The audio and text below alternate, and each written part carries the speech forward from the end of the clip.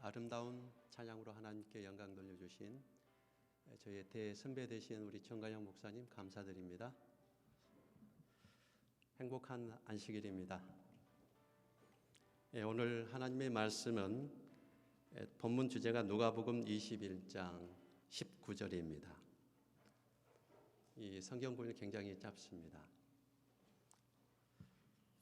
너희의 인내로 너희 영혼을 얻으리라. 2019년 한 해 동안 하나님께서 지켜주시고 돌봐주신 것에 대해서 하나님께 감사드립니다. 돌아본다. 돌이켜본다는 것은 지나온 것을 되돌아보는 것이요, 회고해 보는 것입니다. 단순한 의미에서 돌아보는 것이 아니요, 의미 있게 돌아보고 2020년을 알차고 나은 생애로 설계하는 것입니다. 2020년 이제 일주일 지나면 더 이상 1월은 오지 않습니다.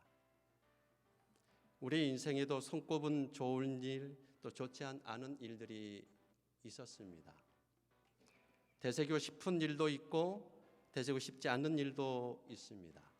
2019년은 교회에 들어온 영혼들이 있고 또 저희가 보이지 않는 가운데 교회로 나가는 영혼도 있었습니다. 그리고 또 교회를 등지고 다른 곳으로 간 사람들도 있었습니다. 바울은 이렇게 권면합니다. 빌립보서 3장 12절에서 14절입니다. 내가 이미 얻었다 함도 아니요 온전히 이루었다 함도 아니라 오직 내가 그리스도 예수께 잡힌 바 된 그것을 잡으려고 쫓아가노라. 형제들아, 나는 아직 내가 잡은 줄로 여기지 아니하고 오직 한 일, 즉 뒤에 있는 것은 잊어버리고 앞에 있는 것을 잡으려고 푯대를 향하여 그리스도 예수 안에서 하나님이 위에서 부르신 부름의 상을 위하여 쫓아가노라. 2019년 한 해 동안에 수고해 주셨던 교회 모든 재직들께 먼저 감사를 드립니다. 말없이 묵묵히 보이지 않는 곳에서 교회를 섬겨주신 장로님, 또 우리 집사님, 여러 성도님들께 심심한 감사를 드립니다. 여러분께서 보여주신 그 헌신에 하나님께서 꼭 채워주실 것입니다. 그리고 2020년 교회 사역을 담당하시는 또 모든 재직들께 응원의 박수를 보냅니다. 특별히 인내하면서 믿음의 삶을 보여주셨던 우리 모든 성도님께 감사드립니다. 새해 경전안에 더욱더 하나님의 다함는 그 은혜가 교회와 또 교회 가정과 이웃의 힘이 됨으로 인해서 우리 모두에게 기쁨이 충만한 그런 한 해가 되기를 간절히 바랍니다. 오늘 본문의 말씀 그 핵심 단어는 인내입니다. 한국 사람들은 아마 대체적으로 성격이 급한 민족입니다. 참으로 여러 면에서 급하죠. 우리가 특별히 사용하고 있는 그 언어, 말도 보면 확인할 수가 있는데요. 아마 여러분께서 보편에서 쓰셨는지 모르겠습니다. 미치겠네, 내가 못 살아, 돌아버리겠네. 아마 웃으신 분들은 한번 다 사용했을 단어들입니다. 아마 이런 말들은 좀 양반층에 속한 말이죠. 심지어는 뭐라고 이야기합니까? 죽겠네 말을 많이 씁니다. 고가 건물을 가면은 엘리베이터가 있는데 4층에 죽을 사자와 뭐예요? 발음이 같다고 해서 사자를 쓰지 않고 1층, 2층, 3층 그리고 4층에 느닷없이 뭐가 보입니까? F층입니다. 우리 한국 사람은 정말 이 죽는 그것을 싫어하는 그런 민족입니다. 죽어라고 죽기를 싫어하는 민족이 한국 민족입니다. 그런데 이 한국 사람들이 얼마나 급했으면 죽겠나라는 말을 그토록 많이 사용하겠습니까? 끄덕하면 죽겠다는 말을 입에서 저절로 나옵니다. 바쁘면 뭐라고 그래요? 바빠 죽겠네. 예쁘면 뭐라 그럽니까? 예뻐 죽겠네. 심지어 좋으면 뭐라 그럽니까? 좋아 죽겠네. 아주 멋지고 좋으면 또 뭐라 그럽니까? 죽이네 그러죠.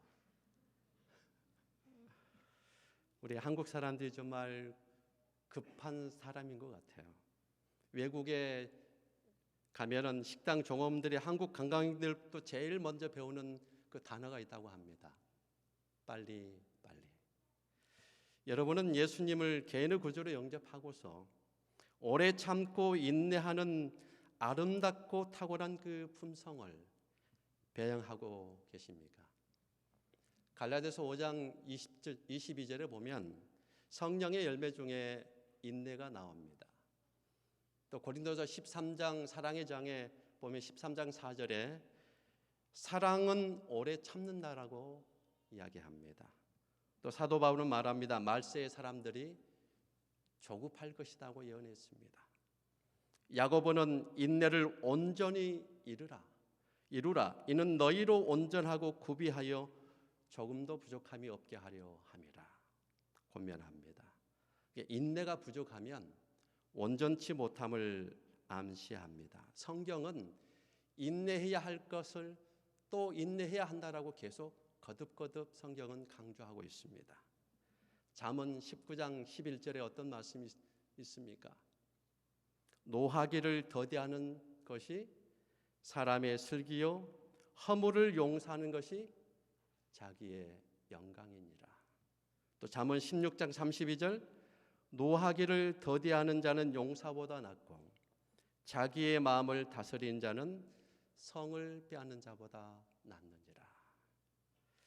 이 말씀은 이 세상에서 가장 큰 싸움은 마음에서 일어나는 싸움임을 암시하고 있는 것입니다. 잠언 14장 29절에도 이렇게 이야기합니다. 노하기를 더디하는 자는 크게 명철하여도 마음이 조급한 자는 어리석음을 나타내느니라. 계시록 14장 12절에 어떤 말씀이 있습니까? 성도들의 인내가 여기 있나니. 성도들의 인내를 또 언급하고 있습니다. 마태복음 24장 13절에 끝까지 견디는 자가 구원을 얻으리라. 누가복음 21장 19절에 너희의 인내로 너희의 영혼을 얻으리라. 성경의 인물들 중에는 인내를 온전히 배워 하나님의 기뻐하시는 사람이 된 선구자들이 참 많습니다. 모세는 혈기로 하나님의 사업을 하려고 하다가 실패했습니다. 그래서 40년 동안 광야에서 인내를 배워야 했습니다. 그는 양을 치면서 하나님의 방법이 아니라 자기의 방법대로 했던 그 순간들을 후회하고 거듭거듭 죄를 지었던 그 모습들을 회개했습니다.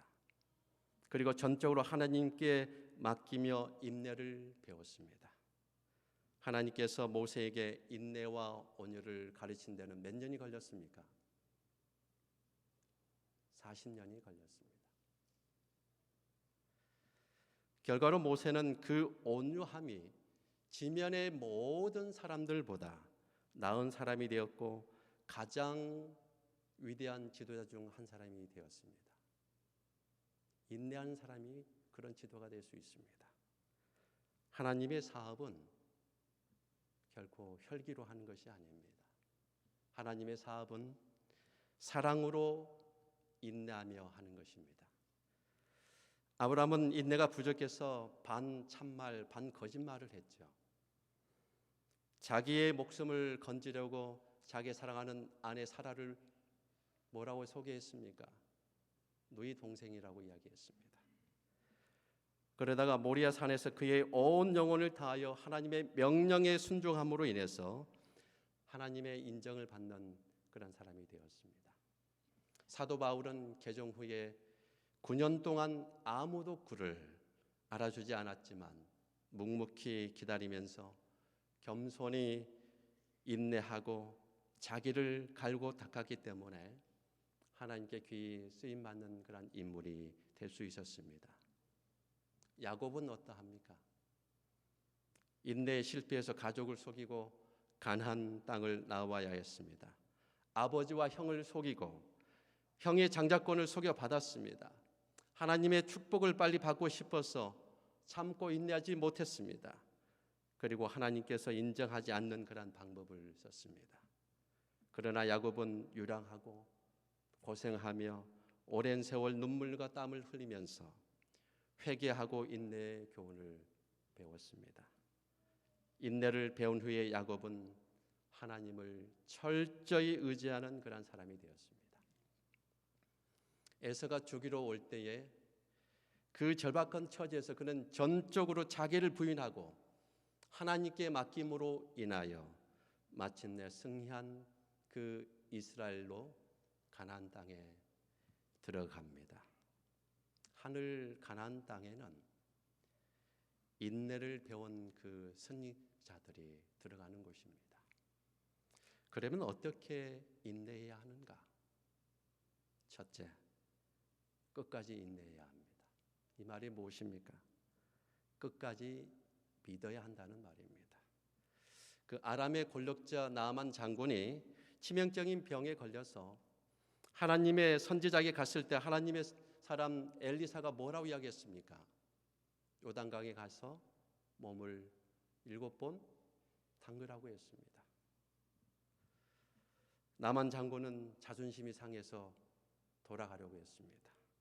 왜 그랬습니까? 그 당시에 요단강은 작고 물이 또 깨끗하지 못한 그런 강이었기 때문에 그러합니다. 그러나 주위에서 인내하라고 강권해서 나아만 장군은 요단강에 갔습니다. 한 번 담그자 7분의 1이 나았습니까? 2번 담그고 3번 담그고 4번 담그고 그리고 6번 담갔습니다. 그러면 7분의 6이 나았습니까? 아닙니다. 7분의 6 같은 그런 믿음은 없습니다. 그렇다고 참지 못하고 가버렸다면 평생 그 치명적인 병에서 회복되지 못했을 것입니다. 하나님의 구원을 체험하지 못했을 것입니다.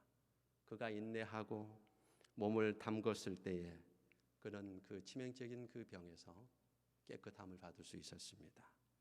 끝까지 인내한다는 것은 끝까지 믿는다는 뜻입니다. 믿다가 잠깐 쉬고 교회 나오겠다는 분들이 더러 있어요. 그런데 잠깐 쉬다가 교회 쉬는 분들을 종종 보게 됩니다. 그렇게 되면 참으로 교회 나오기가 어렵습니다. 또 어떤 분들은 다른 데로 이사 가면 교회 나오겠다는 분도 있습니다. 하지만 전처럼 교회에 출석하지 못합니다. 교회는 감정에 따라서 출석하는 것이 아닙니다. 천국은 자기 감정에 따라서 갈 수 있는 곳이 아닙니다. 기분이 나빠서 교회에 출석하지 못하면 손해는 결국 자기가 손해인 것입니다. 신앙은 전적으로 이 하나님과의 그 개인적인 관계입니다. 연결입니다. 어느 누구도 방해할 수 없는 것입니다. 교회의 머리는 예수 그리스도시죠. 어느 누구도 머리가 될 수가 없는 것입니다. 진정으로 예수님을 사랑하면 교회의 출석은 아주 자연스러운 것입니다. 하나님과의 관계가 확실하면 인간과의 관계 속에서 비록 흠이 있고 실수가 있고 그런 일이 있을지라도 인내할 수 있는, 극복할 수 있는 인내가 생기는 것입니다. 끝까지 인내하는 자가 끝까지 믿음을 지키는 자입니다. 두 번째는 환난 중에도 인내해야 합니다. 욥은 재물의 축복 때문에 하나님을 사랑한 것이 아니었습니다. 욥은 건강의 축복 때문에 하나님을 사랑한 것이 아니었습니다. 욥기서 13장 15절에 보면은 그가 나를 죽이실지라도 나는 그를 신뢰하리라. 욥은 환난 중에도 인내하고 하나님을 신뢰하고 의지하고 믿었습니다. 환난 중에도 인내해야 합니다. 힘들다고 교회 출석 그만둔다면 그 사람은 진정한 믿음의 소유자가 아닌 것입니다. 힘들어도 역경이 와도 환난이 와도 굴하지 않고 인내하며 교회의 그 빈자리를 채우는 성도, 어찌 하나님께서 그 사람을 버리시겠습니까? 먼저 하나님께 인정받는 사람이 될 때에 하나님께서 그 사람을 분명히 쓰실 것입니다. 사람에게 인정을 받으려고 하면 때로는 상처를 주고 상처를 받기도 합니다. 그러나 하나님께 인정을 받는 사람이 되면 하나님께서 그 사람을 책임져 주시는 것입니다. 미국 대륙을 동부에서 서부로 무전 여행한 한 청년이 있었습니다. 사람들이 그의 수고를 칭찬하면서 그동안에 가장 힘들었던 일이 무엇이냐고 물었습니다. 그런데 청년은 의외로 산길도 아니었다, 뜨거운 햇볕도 아니었다, 사방에 열기도 아니었다라고 이야기합니다. 그래 무엇이 가장 힘들었느냐? 청년이 이렇게 대답합니다. 가장 견디기 어렵고 힘들었던 것은 내 신발 속에 들어오는 그런 작은 모래알들이었습니다. 이렇게 이야기를 했습니다. 큰 역경을 잘 견뎌낸 하나님의 성도가, 큰 시련을 잘 통과한 하나님의 사람이 작은 그 모래알 때문에 투쟁하는 것을 종종 봅니다. 군대에서 그 무서운 핍박을 이겨내고 땀과 눈물과 피를 흘리면서 안식일을 지켰던 그 성도가 제대 후에 사회생활하면서 작은 것 때문에 안식일을 범하는 경우가 있습니다. 하나님의 사업을 위해서 희생적으로 일하는 성도가 다른 성도를 용서하고 불쌍히 여기고 포용하는 그 일에는 너무나 힘들어하는 일 등은 작은 모래알과 투쟁하는 것입니다. 가정에서 생기는 불화의 모래알들, 나의 감정을 다스리지 못해서 들어오는 작은 그 모래알들, 대인 관계에서 오는 그러한 작은 모래알들을 참으로 우리는 인내해야 합니다.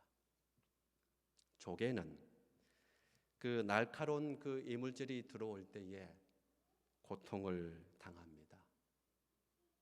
이때 조개는 그 이물질과 결코 싸우지 않습니다. 조개는 액을 내어서 오히려 그 이물질을 감쌉니다. 그 오랜 감싸는 그 고통과 인내와 사랑의 과정을 통해서 결국에는 그 조개가 값진 진주를 만들어냅니다. 싸우는 대신에 감싸는 마음이 우리의 마음이 되어야 합니다.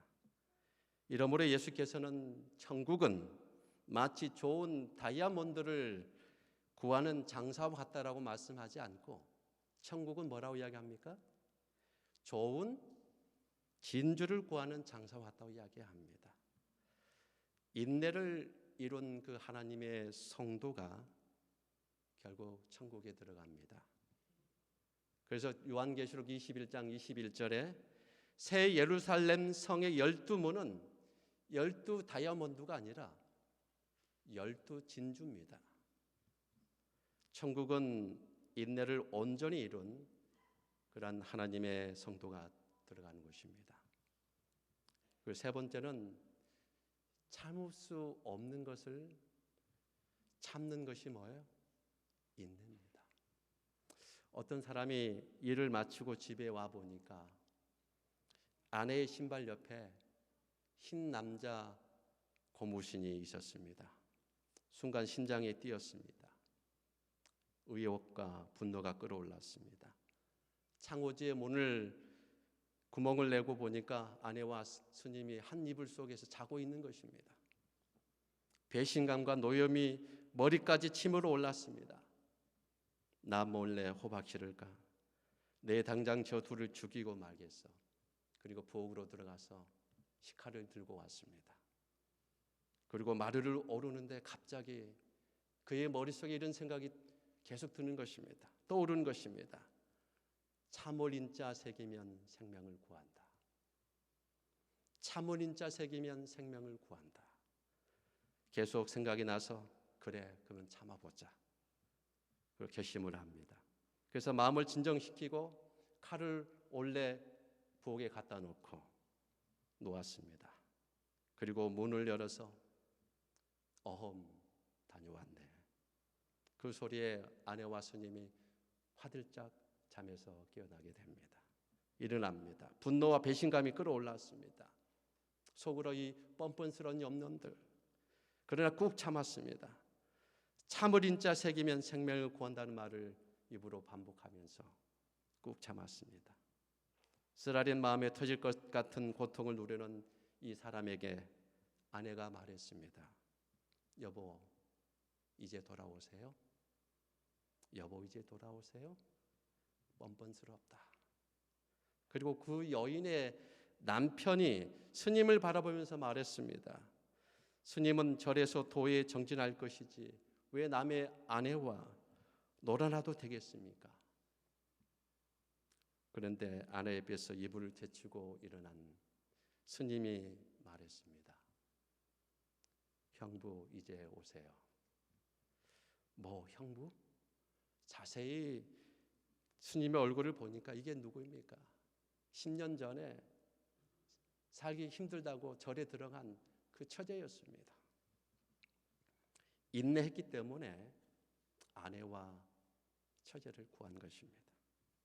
사랑하는 아내와 세상이 싫다고 절에 들어간 그 처제를 죽여버렸다면 평생 후회가 있었을 것입니다. 사랑하는 성도 여러분, 참을 수 없는 것을 참는 것이 그게 인내입니다. 조지 로레스는 이런 말을 했습니다. 깊은 영성을 갖고 있는 사람은 반대를 당한다는 그 이유로 화를 내지 않을 뿐 아니라 사람들로부터 업신여김을 받았다는 그 이유로 언짢아 하지 않는다. 서글픈 마음이 생기고 실망할 수 있으나 성령께서 인생의 사소한 것을 뛰어넘어 솟아오를 수 있도록 해 주신다. 청년 다윗이 그 블레셋 국가의 장군 골리앗을 죽였을 때에 블레셋 군대는 도망가고 이스라엘은 추격하면서 결국 전쟁의 승리를 가져왔습니다. 사람들은 다윗의 이름을 말하고 또 다윗은 이스라엘의 국가를 위기에서 멸망에서 구한 그 장군으로 불려지게 되었습니다. 얼마 후에 또 이스라엘 군대가 전쟁에서 승리하고 돌아왔을 때에 여인들의 아름다운 옷을 입으면서 춤을 추면서 노래하기를 사울은 천천히요 다윗은 만만이라고 했던 그 내용은 결코 놀라운 일이 아니었습니다. 청년 다윗이 골리앗 장군을 죽이고 돌아오자 이스라엘 왕 사울이 청년 다윗에게 이런 질문을 했습니다. 사무엘상 17장 58절을 보면 청년이여 누구의 아들이냐? 아마 다윗은 이렇게 대답할 수 있었습니다. 아니 왕이시여 저를 모르십니까? 제가 전에 왕께 수금을 타드렸던 이새의 아들 다윗이 아닙니까? 저를 잊으셨습니까?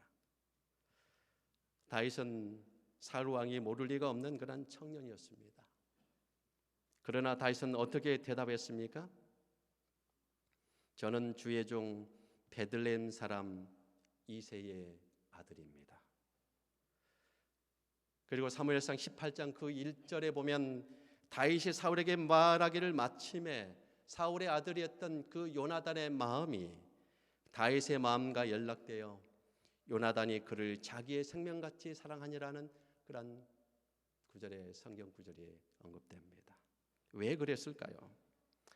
아버지 사울이 왕의 어이없는 아마 기가 막힌 그 질문에 다윗이 더 할 말이 있었겠지만 말을 자제하고 사랑과 존경과 성실을 나타낸 것이 아마 이 요나단의 마음을 울렸기 때문이 아닐까 또 생각해 봅니다.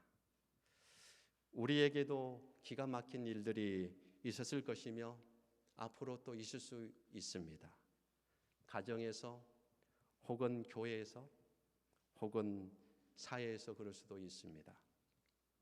그러나 2020년에는 인내와 사랑과 존경을 나타내므로 넓은 마음을 갖는 그런 성숙한 성도가 되어야 하겠습니다.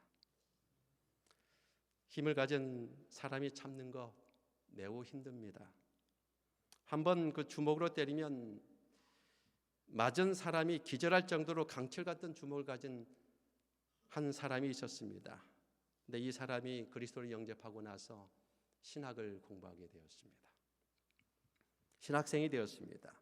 어느 날 학생들과 산보를 하고 있는데 어떤 불량배가 이들에게 야유를 보냈습니다. 그러다 이 강한 주먹을 가진 신학생의 마음에 의문이 떠올랐습니다. 일어났습니다.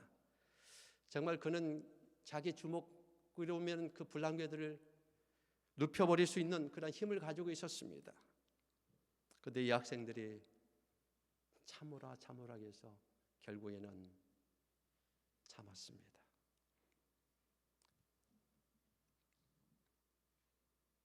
여러분, 힘 있는 사람이 참는 거 참 어렵습니다.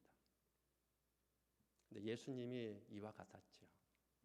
이 땅에 사실 때 예수께서는 힘이 있었습니다. 그런데 참으셨습니다. 왜요? 우리를 구원하기 위해서 참으신 것입니다. 예수님께서 12군단 되는 그 천사들을 불러서 당신을 불법적으로 잡으러 오는 그 사람들을 다 멸할 수도 있었습니다. 죽일 수도 있는 힘을 가지고 계셨습니다. 그러나 예수께서는 참으셨죠. 우리에게 예수님은 인내하라고 말씀하십니다. 너희의 인내로 너희의 영혼을 얻으리라. 이 생애빛 151쪽은 이렇게 언급합니다. 그대의 희망은 그대 자신 안에 있지 않다. 그것은 그리스도 안에 있다. 그대의 연약함은 그분의 능력과 그대의 부족한 예력은 그분의 지혜와 연합된다. 그대는 그대 자신을 바라보거나 그대 자신의 감정에 대해 생각지 말아야 한다. 그리스도를 쳐다보라. 그분의 사랑과 그분의 완전한 성품의 아름다움을 생각하라. 그분의 방법을 모방할 때 그대는 그분처럼 변화를 입게 된다. 그분을 사랑하고 그분께 의지할 때에 그대는 그분처럼 된다. 하나님께서는 우리를 개발시키기 위해서 여러 다른 위치와 상황에 우리를 두시기도 하십니다. 만일 우리가 알지 못하는 그 품성의 결합을 가지고 있다면 그분께서는 우리가 그 결점들을 깨닫도록 하시고 그것들을 극복할 수 있도록 우리를 훈련하십니다. 우리가 하나님의 그 시험을 견딘다면 우리는 그리스도 안에서 강해질 것입니다. 인내는 끝까지 믿는 것입니다. 정말 내가 하나님을 신뢰한다면 어찌 현재의 고난과 다가올 고난을 핑계 삼을 수 있겠습니까? 하나님을 진정으로 사랑하면 내 이웃을 진정으로 사랑하게 됩니다. 이것이 내가 그리스도 안에 있다는 확실한 증거입니다. 인내할 수 없는 지경에 달았을 때에도 우리의 시선을 그리스도께 고정시킨다면 우리는 인내할 수 있습니다. 가야금은 어떤 나무로 만듭니까? 오동나무로 가야금을 만듭니다. 가야금을 만드는 그 오동나무는 6년생이라야만 합니다. 오랫동안 참고 자란 나무라야 됩니다. 5년생 오동나무는 보기에는 6년생과 똑같습니다. 그러나 5년생을 가야금으로 만들어 놓으면 소리가 나지 않습니다.